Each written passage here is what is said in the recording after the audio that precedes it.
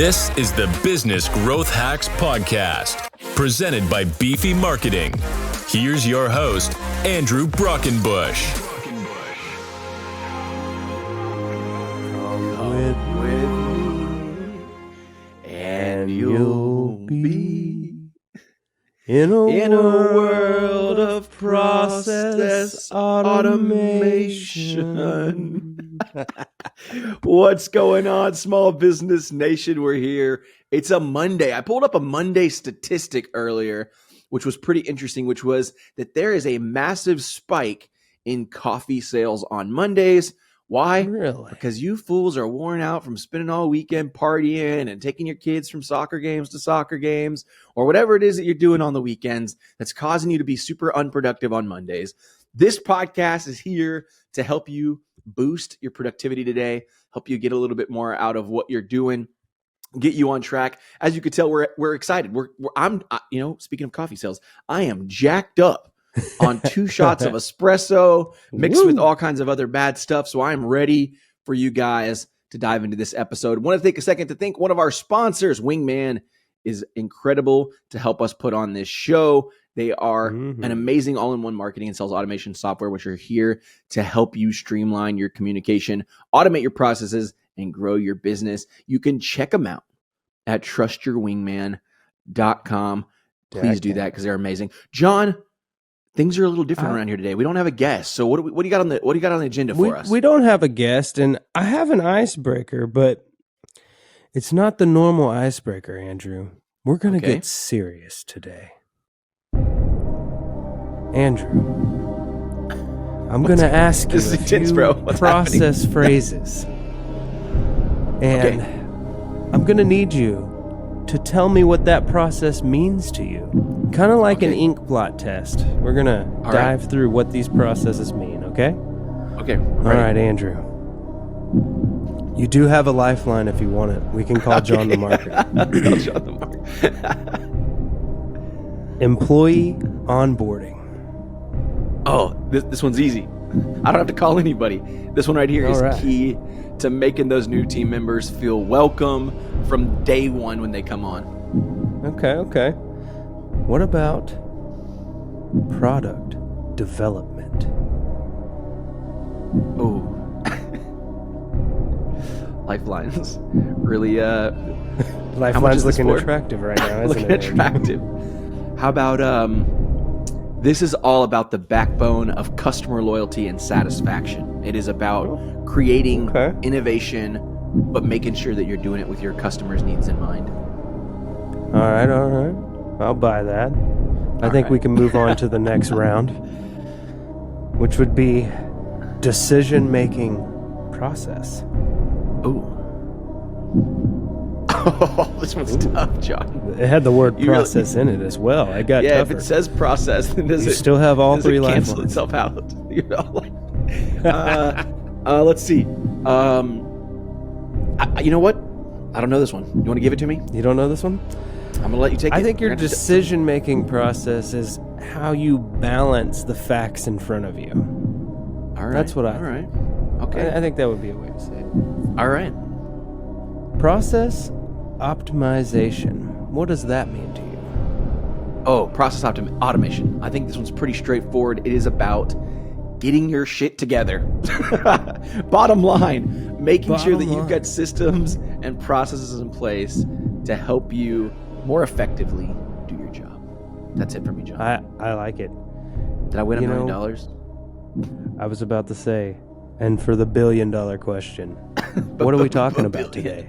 What are we talking about? Hey, man, today is all about process creation. First of all, that was a lot of fun. The sound effects for me really put it over the edge. We're going to have to do that more of that. Yeah, the cinematic value of this show, I mean, it feels like we have got a massive budget around here, and I just don't know what to think about that. Do we get a new studio, too? That'd be cool.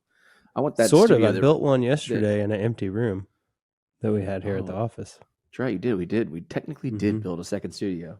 I want all the lights that move, come down on you whenever the questions get intense. Just like, that'd be nice, man. Hey, This is going to be a fun conversation today. We don't often get to talk about something when we don't have a guest. And this has been something that's come up on multiple episodes over the last year.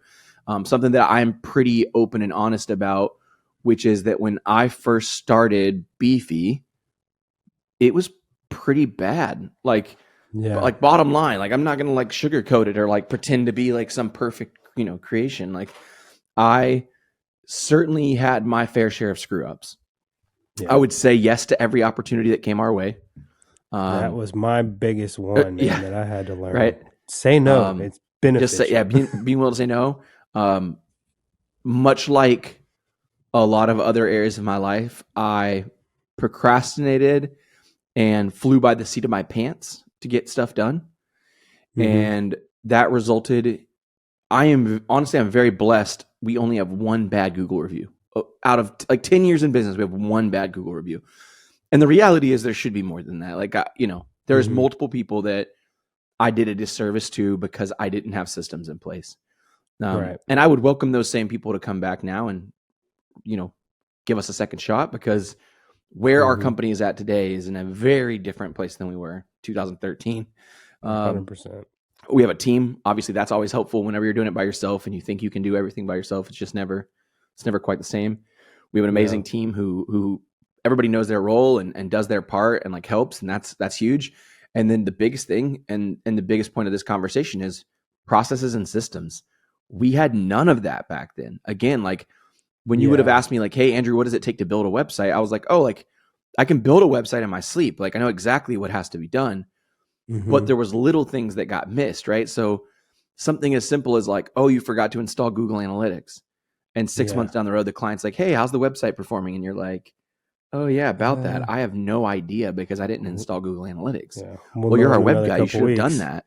Yeah. Right. And it's like, golly, like things like that should not have gone unnoticed. Broken links, pages not working right on mobile, things that you just like naturally should have checked before you went live, but because there was no system in place to like make sure you didn't forget something, you just missed it. So I really wanted to kind of dive into that conversation today. I've been posting a lot on my personal Facebook page. You guys can follow me, Andrew Brockenbush, Instagram, Facebook, all the different places. I've been sharing like these kind of longer anecdotal lessons that I've learned over the last decade in my business. Yesterday, I talked all about like trusting your experts, and I plan on either writing today or maybe even next week about the importance of processes. And it's a conversation that like, I don't think enough businesses are putting enough weight into, if that makes sense. No. I got a statistic here that actually backs that up. So it's an older study. It's from 2016, but it was a Polish study where they studied 236 different enterprises. And of those, they found 69% of them did have processes in place, but only 4% of those actually maintained and managed those processes, meaning they were updating them and making sure they were still working, which is crazy to me, because so much has changed over the last few years that if you put a process in place, it's a great idea to, every year, beginning of the year, to reevaluate those processes and make sure they're still doing what they need to be doing for you. Yep. Yeah, well said. I mean, I've been into so many businesses as a consultant and realized that they're doing things much like I was doing them 10 years ago, where it's just like everyone kind of knows what their job is and then they just do it. But like the thing that was kind of like the big awakener for me was somebody had basically said like, hey, do you ever have any plans of selling Beefy? And I was like, honestly, I don't really know. Like, first of all, I'm a pretty young entrepreneur. I'm only 33. And when I started the company, I was obviously 23. So at the time, like I didn't have any big aspirations to sell it. Like I was just trying to grow something that I thought was fun and cool. And, I got to serve people and work with people. Like it wasn't about like this big acquisition goal, but that was for the first time when somebody kind of asked me that. I was like, well, I don't know, maybe like never even thought about that. Like that's, I didn't think that this was gonna be big enough to be sold, like right? Just kind of crazy. Like thought I was just like a freelancer still, and so in that conversation, they said, if you were to remove yourself from the business, would your business still be able to operate?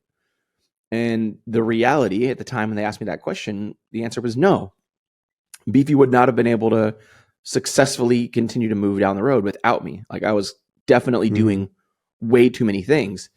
And they kind of challenged me. They were like, hey, you've got to document your processes and systems. Like, if even for something as simple as like Andrew came down with the flu and he's going to be out for 3 weeks, and you guys are currently working on 5 websites, who's gonna see those websites through? Like, am I gonna have to just like wake my sick ass up every day and take care of it? Or will the people on the team be able to see, what's happening? Or will I drop the ball and get a bunch of, bad Google reviews? And so I spent a long time with a friend, mentor of mine, a guy named Keith.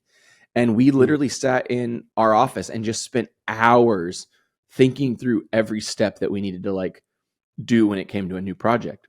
In our process, we started focusing our efforts specifically on processes that related to services that we were delivering, right? Processes definitely go far beyond just like client deliverables, right? Like from onboarding customers, onboarding customers, onboarding team members, offboarding people. I mean, there's a lot of use cases for documenting processes. Yeah, offboarding is really important because we were talking about that the other day at lunch about how there was a company that had been paying for a guy's, one of his SaaS services for years after he worked for the company. Yeah. Just like, wait a second, what? Yeah. And so those offboarding processes are just as equally important as onboarding. Like, make sure you get them in, and that outboarding process too, that's how you're sending them out into the world, that's how you're leaving them off. So you want that to be a good process as well. Yeah, for sure. And I think for me, like, I knew that we had to make a change because that one Google review that was bad could have easily been 100 bad Google reviews if I didn't make a change, right? And I'm not okay with that. And by no means am I saying Beefy is like a perfect company now that we have processes. Like, it's not a fix-all. There's still growing pains. There's still the challenges of like being a smaller team. There's still the challenges of, I think, this natural, I don't know if you want to call it desire or like just the occurrence, just life, like just what pops up in front of you. What pops up. Yeah. And then the fact that like as a CEO, like it's not that I don't mind giving control. I don't like mind like relinquishing control, if you will. The problem that I struggle with is like making the time to teach someone else to do the things that I've been doing. Right. Yeah. And it's like, I know you're capable of doing it, right? Like, it's not that I don't trust that you're capable. It's that I'm so like full steam ahead trying to get work done for a client that I would rather just stay in that position and make sure that they're happy than spend the time it's going to take to teach someone else. But I need to spend that time because it's like, sure, I might have to invest 10, 20 hours, but then I'll never have to think about that thing again because I'll know that it's being taken care of. What are the ads that I've seen on, I think it was TikTok, for that thing called Scribe, where you can, never repeat yourself to your coworkers again? Have you seen those ads? Yeah. That's pretty cool. I'm glad you shared. That's a cool software. Yeah. Yeah, it really is. And for documenting intercompany things that you have to do, like, the example I saw was someone taking 2 PDF files and merging them into one, a very simple task that I don't want to have to explain a million times. But so I think I'm going to start using something like that when I explain something to a client. That way I don't ever have to do it again. Here, watch this video. Yeah. I'm so glad you brought that one up. That's actually one of my favorite process management tools. It's not one that we use currently, but I think that depending on the application that someone who's listening to this episode is thinking about documenting processes, whether it's for customer service or onboarding or an internal process with a specific system or tool, honestly, it's a game changer because the way, just to kind of quickly explain how Scribe works, it's scribehow.com if you want to check it out, is that they have a Chrome extension.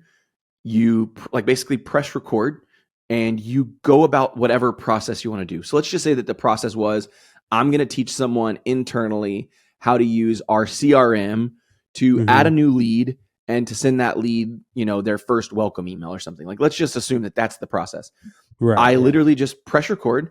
I do it as if I were doing it for myself. I press stop, and the software Scribe automatically records every step, like basically verbatim, like navigate to this website, click this button, insert the name field. Like, it walks through that, and then it automatically adds screenshots as well of those different steps. Well, guess what? Like, you just I mean, it's crazy. Yeah, that I can't tell you how many hours I've spent creating screenshots and putting screenshots together. Because especially with a computer task, if I can't show you, it's going to be really hard to explain to you. Although, go to File, go down to Settings, look for this. You can walk people through it with words, but that visual really helps. It's incredible for customer support, in my opinion. I think so too. For two reasons, right? So arguably you could say, well, Andrew, there's incredible tools out there now like Loom where you could record a Loom video and just share that video with the person. You're absolutely right. I don't think there's anything wrong with Loom videos. Those are great.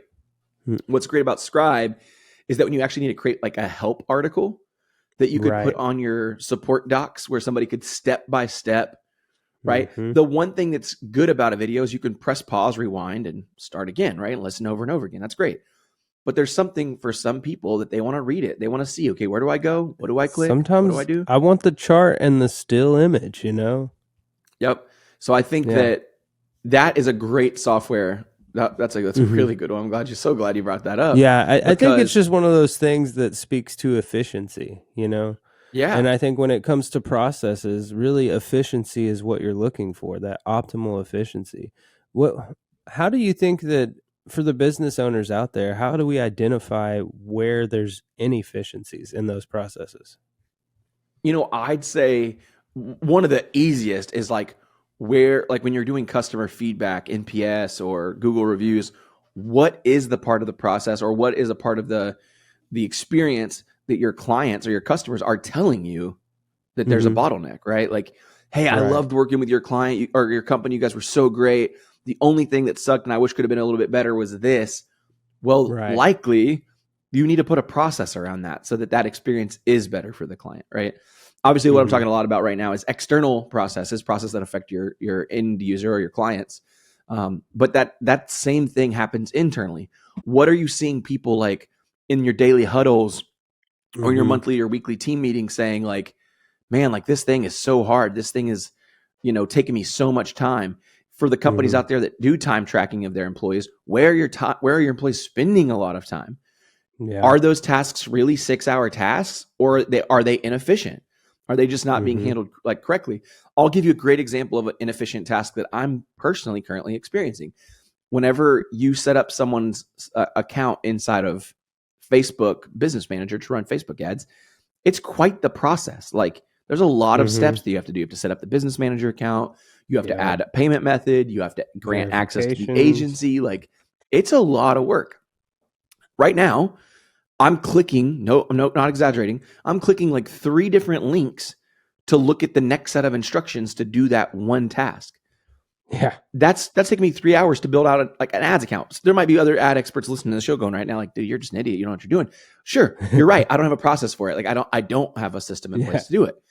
That's a good example of if that was all in one process, all in one place, I could just go down that list in one place and know exactly what I need to do. And not only could I do it, this is what is so special about documented processes.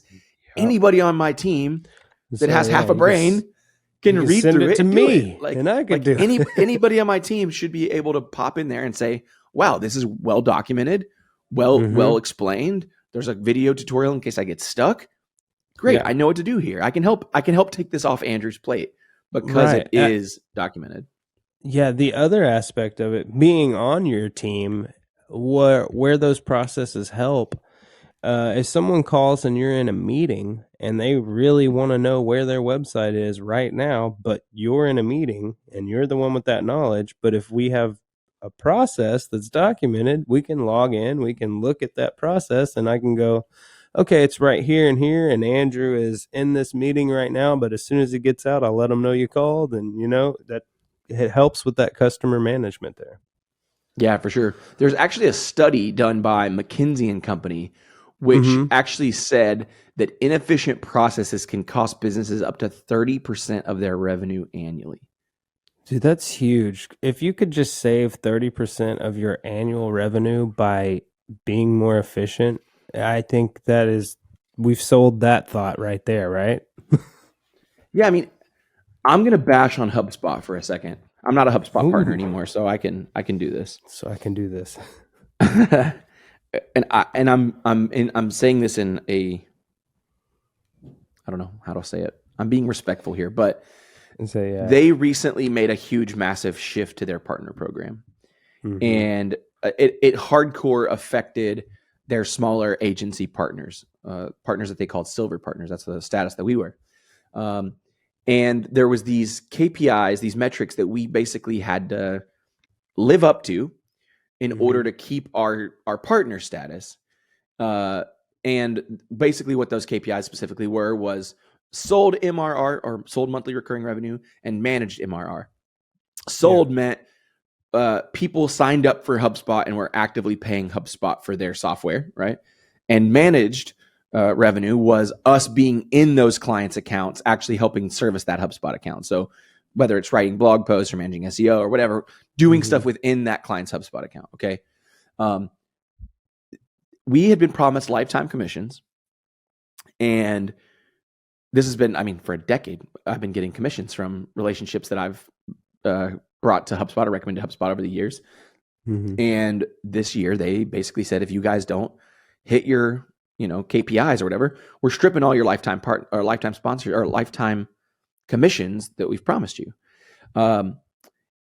There's a lot. So obviously, that's why I said I'm not a HubSpot partner anymore. I didn't think that was very ethical. It was pretty frustrating. And a lot of people in the HubSpot partner community felt the same way. One of the conversations that's been brought up a lot is the fact that HubSpot was in a position where they needed to increase revenue.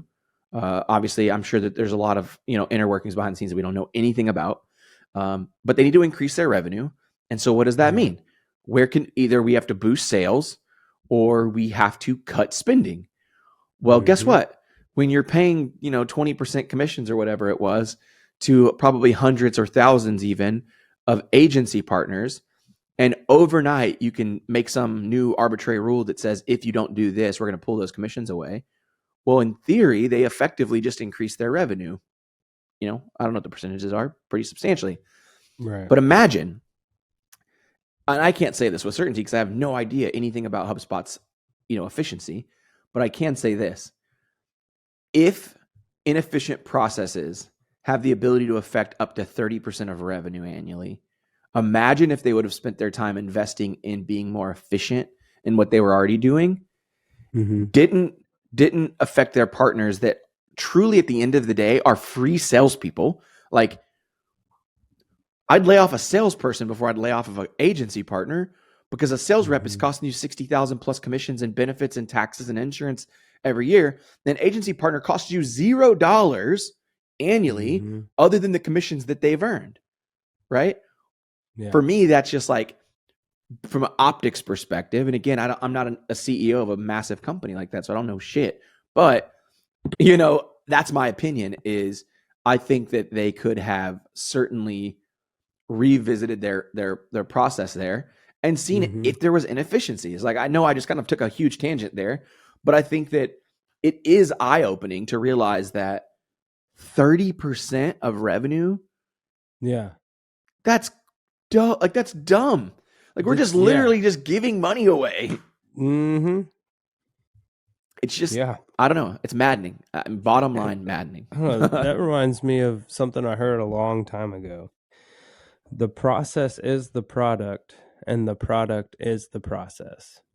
And as we got into documenting processes, I realized that, well, you actually can make the process a product. But what I took that as originally is, everything that you're going through, everything that you do, each of those steps is important. If a step isn't important in your process, then it shouldn't be in the process in the first place. Each step should be important. I think that I just love that, like, the whole idea that the process is the product. And I can say with certainty that in our own business, that is true. Yeah. And so much so that I literally use it as a unique selling point when I sell a service now. So one of the processes that we set up early on for our business specifically was one for our website. So obviously one big portion of our business is custom website design and maintenance. And it was one of the biggest areas of like, okay, if we're spending 90% of our time on this and we're not spending it well and we're missing things, we've obviously got to fix this. So we spent a lot of time, like I said, dialing in that process. It's amazing. So much so that, like I said, now when I sell a website, I'll literally say, when I'm talking to a new prospect or a new potential customer, I'll say, hey, why don't you talk to all the other web guys you're talking to, ask them to show you their process. Show you what they're going to do, what steps they're going to take to build your website. Just ask. Yeah. I'll almost put money on the table that not many of them, if any of them, will have any documented process. Me back as a freelance web designer, no. If somebody would have asked me that 2013, I'd have been like, well, shit, I'm not getting that business. Yeah. And I would have had to just like smooth talk it. Exactly. I probably would have told you that I didn't need a process defined because, everyone's unique or something stupid like that. Exactly. Like, A process means you're putting into a box. Yeah. It's like, everyone is unique, but guess what? You can still have a framework that's right. Okay. I just had a great thought. You ready for this one, Andrew? Tiffany, do it. Buckle up. You ready? Yeah. We all as humans have the same framework. Our bones are all kind of the same. But what we look like on the outside is completely unique. What we are is completely unique, but we have the same framework. Yeah. Therefore, skeletal system, same. Yeah.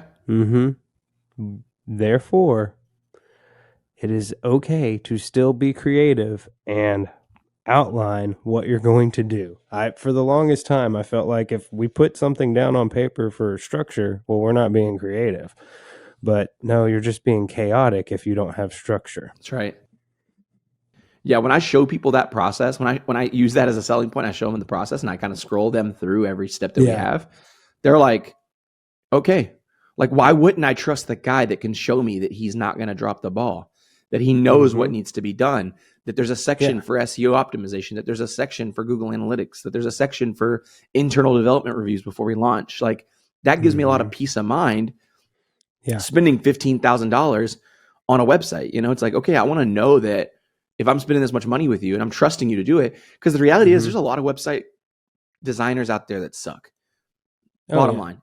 And again, I was one of those designers that sucked. 2013, probably for a few years there, right? Maybe John a little bit too. Like and it wasn't that we had, ill intent or we were, not trying to do it right. We were just trying to do too much and had no systems to do it. Just like we're just trying to make money, pay our bills. Like we're one-man operations.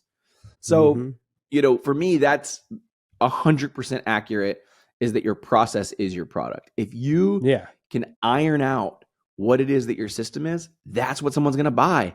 They're buying your system. That's why people like systems in general.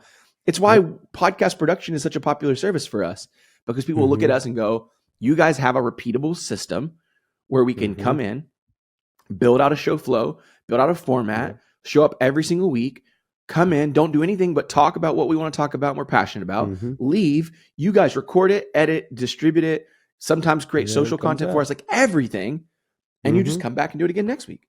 Like that's a system. And even in those systems, as little things pop up and, oh man, we need to do this first. Or like the biggest example I can think of in the podcast process is adding a trailer before we launch so that the YouTube channel is established and we don't have to wait for that first episode. Yeah. Because people may not even know this out there, but YouTube, when you upload your first video, there can be a waiting period before it actually becomes available. Yeah. And there's all kinds of challenges that I think we've encountered along the way. But I don't think it matters that you were frustrated by something or something stumped you. I think what matters is that you get back up and you go see that through. You go finish that work that you set out to do. Just because you hit a roadblock doesn't mean you give up. And so with that in mind, while we're implementing new processes, what do you do? How do you look at the processes so that we're making sure that we're not stepping on our toes again? Yeah, I mean, I think the big thing is, one, evaluating what is working and what's not working, right? Like if I even if I wasn't using a process management software, I was using pencil and paper, and I was thinking through like, okay, every step that goes into creating a logo or starting an SEO campaign or whatever it may be, I'm going to write down every single step that we're currently doing. And then I'm going to look at that list and say, okay, is there any bottlenecks here? Is there any of these steps that I just wrote down that are just like, could be automated, could be more efficient? And I think inherently we know. I think when you look at that list, you're like, man, I really hate when we get to step 5. Like step 5 is a real, pain in the ass. Okay, cool. Yeah. Then let's break that. Let's break step 5 down. Like, what can we do to make that more efficient? Maybe it needs to be 5 and 6 to make 6, it easier. exactly. Like, yeah. Do we stretch it out? Do we assign different people? Do we automate it? Like, what can we do to make that piece easier? I think the other thing you have to be really respectful of, and this is actually kind of an interesting statistic, or it was a survey conducted by Deloitte. They found that 65% of businesses face resistance from employees when introducing new processes, which obviously highlights the importance of change management. So what I take away from that study and what that survey is that if you're just starting out like process creation in your business, like if this conversation is like the thing that goes, shit, yeah, we need to do that. We've been thinking we need to do it for a long time, but we're going to do it. Like today's the day, I'm going to find the software that you guys talked about and start. Make sure you involve your team. Like, yes, to some extent, like, right. Like if you have a team of 1,000 employees, I get it. You can't have everybody there, right? You can send surveys to your team and say, hey, this, because at the end of the day, if you have 1,000 people team, there's departments that have their own processes, right? Like that 1,000 member team is not all working on the same thing. You've got 10 people that are development, 10 on design, 10 marketing, 10 sales, whatever. You need to dive into those individual, subsets of your company and say, hey, what are the things that you guys are doing regularly? What about those processes do you like? What about them? Like you've got to do kind of that internal audit. If you have a smaller team like me, it's a lot easier. You have a team of 5 or 6, like, hey, everybody sit down and literally just whiteboard it, right? Like talk about what's working, what's not. Come look at this thing. Just like holler across this office like we do. But I think it's very important. I think this is where I was listening to a podcast yesterday. I think it's called For Inquiring Minds. Really interesting podcast. For Inquiring. And I'm going to look it up. Yeah. And they were interviewing this guy who had just made a big company acquisition. This guy bought a podcast agency. And one of the things that he said he was the most fearful in that acquisition was that he was going to walk in the door and they were going to say, you don't know shit about podcasting. You don't know anything about audio. You're just some dude who bought our company, like F you, right? Yeah. So what I took away from that is that you do have to be really mindful. You don't want to come in and be one of these guys that's like, I bought this place and I know everything. We're going to change everything and we're going to do everything completely different. It's like, dude, like that's dangerous. That's dangerous for culture. It's dangerous for morale. It's like at the end of the day, it's going to have the reverse effect that you expect it to have. Well, especially if you're brand new in that situation, you need to go meet some people before you start telling them what they need to do. You need to go find out who they are and how you need to talk to them and let them know that you're a human for one, and that you're not just here to slash and burn everything, but you do want to see change.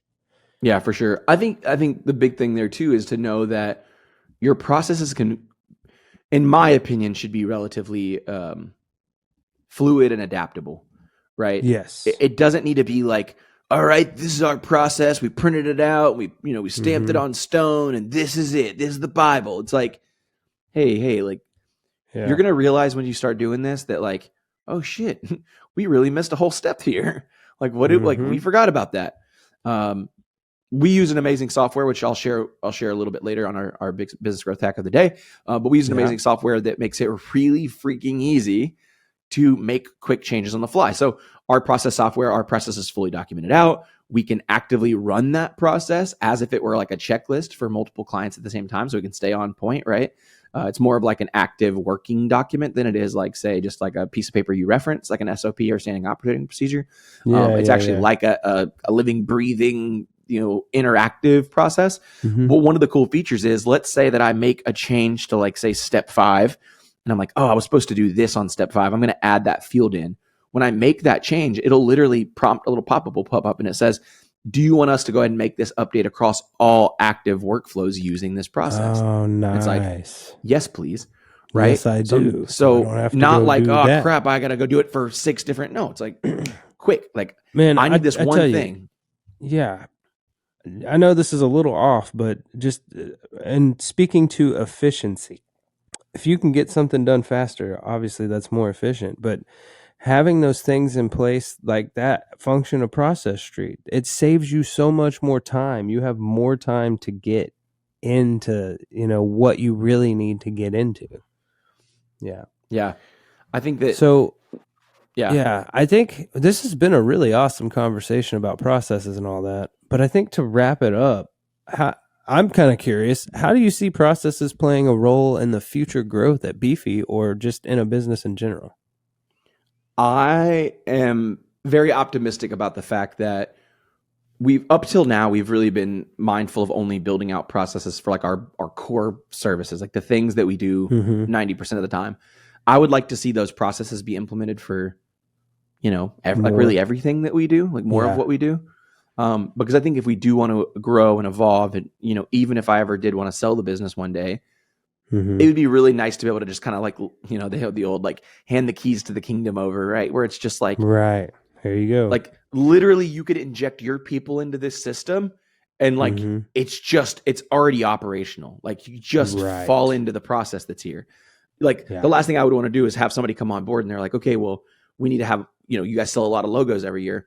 Okay, well, what's the process to sell a logo and to deliver that logo? And like, I want to know that that's so documented out that if somebody were going to acquire our company, they would just be like, yeah, this is easy. Yeah. Like this is how we do it. This is what we're going to do. So for me, like, I'm really excited about that. There's a world where I've been kind of like talking with the team, John, I even mentioned it to you that like maybe in the near, I don't know, next 12 months or so, I might want to go back and travel a lot, I've done before. I did the RV life before. I'm thinking about maybe doing it again. The last time I did it, I didn't actually get to travel as much as I wanted to because I was actually producing another podcast. So it kind of kept me home. Whereas this time, like, I feel like I've got a little bit more flexibility in what I can do with my time. And obviously we put a great team around us. Like I know we can operate remotely. The processes that you've built out have allowed you to have more freedom than you had 100%. When you were in 100%. RV too. 100%, man. Like I mean, I know without a doubt in my mind that if those processes weren't put in place, we wouldn't be operating at the again, I can confidently makes say so much sense too. Yeah, it's just like it's a no-brainer, right? Like you're good. Right now I think we're actively building this month like around 6 to 7 websites. You're not going to find many other marketing agencies or web agencies out there that can handle that on number, my own, that quantity. 3 was my tops. Like, I and even that's probably like a lot. That was a lot. Yeah. So I attribute that to processes, right? Like I know where all of those projects are at in the process. Desiree, who's on our team, can go in there as a project manager and say like, okay, this is the thing that we need for this client or the thing we're waiting on for that client, or we need to have another call, or we're waiting on something from the designer or the developer. Like we're all on the same page. It's easy for me to have a sit down with her and say, hey, Desiree, where's this project at? Are we stuck somewhere? Are we waiting for something? We all, and really everybody, it's like, the whole team has this like bird's eye view of like where we're at with most of our opportunities. No, that really helps. Like your processes and Desiree specifically, it's nice to have a person that I can go talk to when you're in a meeting that knows your schedule and all of that. Like, can I talk to Andrew at 2:00 today? All right, cool. Like he's got, I'll go back to work. Exactly. It's just, and all of that definitely comes back down to like just having systems in place. Like, and it affects so many areas of your business. And again, I talked a lot about it from a service and deliverability standpoint, because I think for most companies, that's where the biggest need is. I think that the second probably biggest is like the customer service and customer support need. And then lastly would be probably like internal processes, things like onboarding employees or, accounts receivable and accounts payable, like things like that you just need to like have better processes for. I guess we'll wrap this thing up with a hack like we always do. Oh yeah, we gotta. Hacks! Okay, so I kind of mentioned it earlier. We got to have our hack. We can't leave them hanging. So I've talked about this software probably multiple times at this point, but there's a great tool. They don't even have an affiliate program, so I'm not making money off of you guys or anything. I'm just telling you about something that I love and use. It's called Process Street, process.st, Process Street. Probably, in my opinion, the best process management software that exists. There's other tools that are great. The one John brought up, Scribe earlier. There's another big one that's a big competitor of Process Tree. I can't recall their name, not because I'm just throwing shade, just because I can't really remember their name. It's like they're at the tip of my tongue. It's on the tip of the brain. It's there's some great tools out there. Process Tree, I can speak for myself and say that because of the fact that it's not just like this, you could say, oh, Andrew, I could just put all these processes in a Word doc and put them in a binder. It's like, no. Yeah. If I gave you a demo of Process Tree, you'd see that what we're doing is very, very different. Like, think if documented processes met automated task lists, like all had a beautiful baby. Like, that's the kind of stuff we're talking about. Yeah. The reason I wanted to bring up Process Tree today for my hack, even though I've brought it up, I think, in the past, and it might have even been a hack in the past, is that there's no excuse to start documenting processes, especially now, because Process Tree gave me a beautiful demonstration of a new feature that just rolled out a couple months ago, which is AI generated processes. So it is, bro. First of all, it pisses me off because it would have saved me hours and hours of time. I know. All you have to do is, I know y'all had this AI it's been there. You fools. Come on. So you literally press a new process, like you initiate building a new process, and it will ask you if you want it to generate it with AI, and you say yes. And then it'll just say, hey, give us a little idea of what this process is for. So today I could say, create a process for setting up a Facebook ads account in Facebook Business Manager. I'll use that example.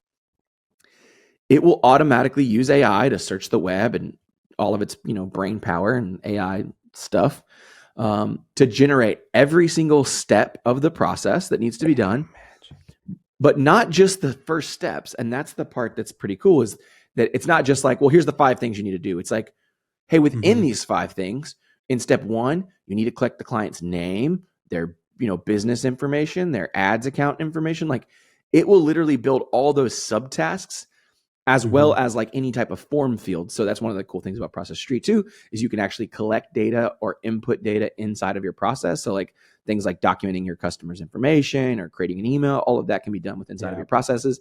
It will build out the entire process for you. But like, we're talking about less than 5 minutes, you'll have a process built. And then all you have to do is refine it. I promise you, if that would have existed, 4 or 5 years ago when I built all my processes out, we'd have been in a very different position right now because of how much time that would have saved me. Well, so again, no excuses. It takes away the whole, I'm going to spend the next 5 hours hammering this out. No, I'm going to spend 5 minutes getting something that I'll spend the next 30 minutes editing. That's right. Just beautiful. And we've talked a lot about AI over the last, several months. We have, obviously, but it ain't going anywhere. ChatGPT changed the world and really caused a lot of other companies to just AI magic. It's beautiful. It is beautiful. Yeah. That's certainly my hack for the day. The bottom line is, I think so. I'm just leaving people with the advice that I wish somebody would have told me earlier on. I wish I would have had a mentor or a friend or something to come in and say, hey, dude, did you know that if you use this tool and document this thing and blah, blah, blah, your life's going to be so much easier? Like, I had to figure all that out the hard way. And if you're listening to this podcast, likely you're a business owner or you're an agency owner. You're probably experiencing the same thing. You're doing the same tasks every single week. You're dropping the ball. You've got bad reviews coming through, or maybe you just know that you're not being as efficient as you can be because everything is everywhere and you don't know. For me, that was a big part of it. It was just like, we're working on 5 websites. Where am I at with those 5 websites? Where are we at in the process? Am I waiting for something? Am I waiting on them? Did I forget to email them back? Did they email me back?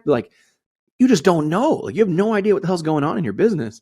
Process creation will definitely solve for that. So make sure you guys check them out. Process Street. Definitely check out the tool John talked about, Scribe. I can't remember the domain I mentioned earlier. I Googled it and I just found an ad on Process Street's, or not an ad. I found an article on Process Street's website and got rabbit holed. Sorry. Oh, no, you're good, man. Scribe, HOW.com is the website for Scribe. Yeah. But again, you don't have to start that, crazy or spend money on it. Start with, you can start in a Word document, whatever, that's fine. But start somewhere. It's going to help you. At the very least, that's a great place to start to know what you're going to put inside of the software once you kind of document what it is that you want to do and what you want to make more efficient. And even more importantly than that, audit your existing inefficiencies. Yeah. Figure out where you could be more efficient, where you could be more productive, where you could save the time team, where you can stop pulling out your hair.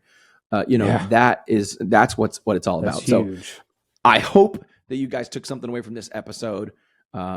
This is a fun conversation to me because it has been such an impact on our business. I would love to hear what you guys think. That's the one thing about podcasting we always kind of joke about is like, we feel like we're kind of talking into an empty room. We don't know what you guys think. Please connect with us, whether it's on Instagram or Facebook. Like, shoot us a DM and just be like, hey, like that podcast episode, resonated. Like that was something there spoke to me. Or tell me like, hey, that's stupid, do it this way, or here's a better process, or here's a better software. Like, I'm all ears. Want to hear from you guys.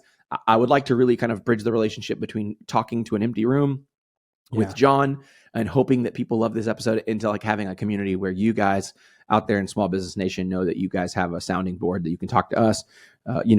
We're not unaccessible. If you want to have a conversation with me, jump on a Zoom call, whatever. Like I am down, right? Like I want to meet you guys. I want to talk to you guys. I want to see what we could do. I want to make sure that the content we're putting out every week is not a waste of time and it's not hitting home for you guys. I want you guys to grow your businesses. I want you to see success. I want you guys to have the time freedom to be able to go hang out with your family or go to the beach or go play golf or whatever it is that brings you joy. For me, it's kayak fishing. We record our episodes on Fridays. So it's always nice to like head out early and be able to just go do something like that just brings me joy. But it's a Monday for you guys listening to this episode. So right now you're thinking about Friday. I know you guys are. You're already like, damn, the weekend was good. I'm ready for Friday all over again. What if you could have that feeling every single day? That's what I want you to get from being able to listen to our podcast.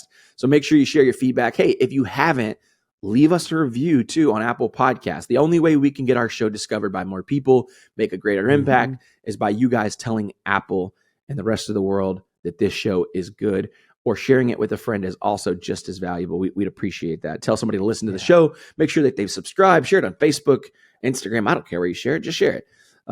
John, this has been a fun conversation, man. Absolutely.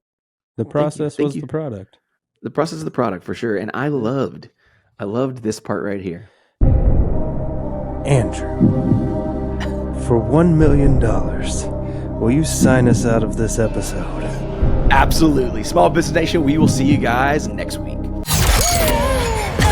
Thank you for listening to another episode of the Business Growth Hacks Podcast. Be sure to subscribe wherever you get your podcasts so you never miss an episode. To get more marketing tips and tricks, follow Beefy Marketing on Facebook, Instagram, and YouTube at Beefy Marketing. And to take your business to the next level, check out our website at www.beefymarketing.com.